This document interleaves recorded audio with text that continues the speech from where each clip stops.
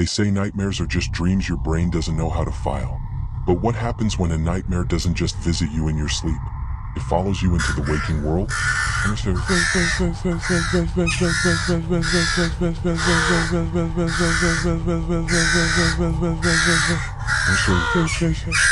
Mara woke up choking on air, the scream still clawing its way out of her throat. She'd seen her house burning, in her dream.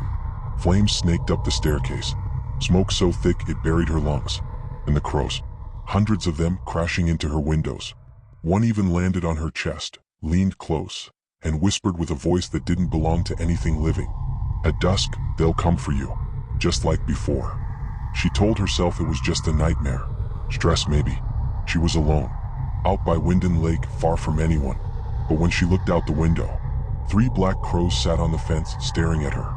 And on her doorstep, a single black feather.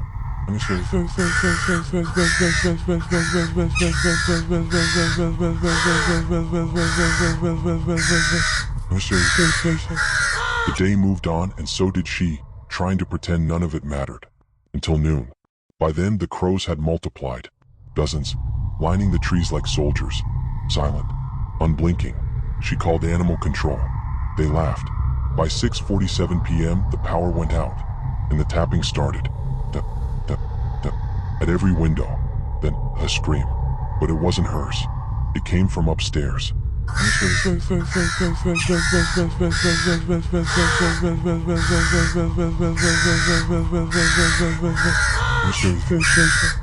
Mara climbed the stairs slowly, heart pounding. The door to her childhood bedroom, sealed for years, was wide open. Inside it was freezing. Her breath fogged. On the wall above her bed, words were carved into the wood. At dusk they come. The truth burns.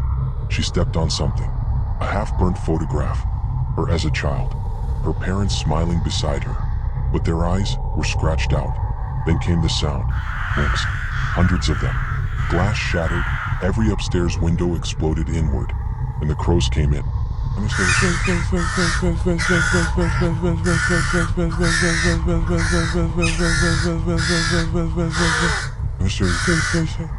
Mara fled, out the front door, into the trees. But somehow, the forest bent around her, and she wasn't outside anymore. She was back at her childhood home, but not as it looked now. It was warm, bright, alive. A little girl sat on the porch.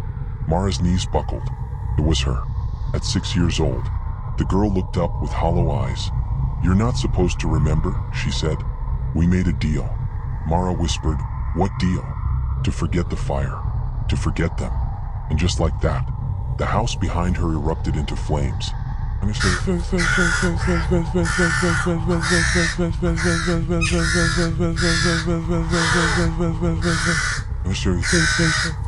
That's when it all came back. Not the nightmare, the memory. When she was 10 years old, Mara locked her parents inside that house. She lit the match, watched it burn. The crows weren't haunting her. They were warning her. The figures from her dreams stepped out of the woods again. 6 of them. Bird skull masks covering burnt, blackened faces. The leader removed theirs. It was her mother. "Now you remember," she said. "And now, it's your turn to burn."